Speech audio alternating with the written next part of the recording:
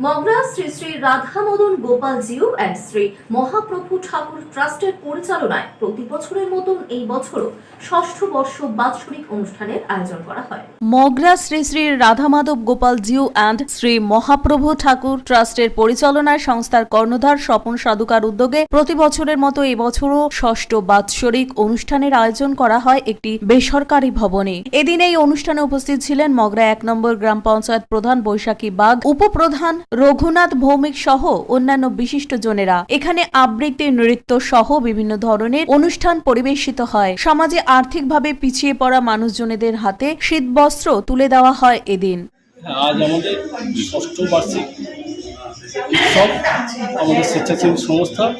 আমরা আজকের এই দিনে প্রতি বছর আমরা এই অনুষ্ঠানটা করে থাকি এবং সকলের সহযোগিতায় কিছু মানুষের হাতে আমরা কম্বল উপহার দিই।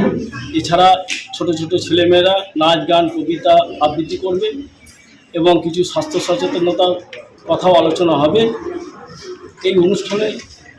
এবং এই অর্গানাইজেশনের পাশে যে সমস্ত মানুষরা থাকেন তাদের সকলকে আমাদের পক্ষ থেকে আন্তরিক অভিনন্দন জানাই। এবং এছাড়াও মগরা ১ নম্বর গ্রাম পঞ্চায়েত প্রধান এবং উপপ্রধান রঘুনাথ ভৌমিক মহাশয় সহ সকলকে ধন্যবাদ জানাচ্ছি।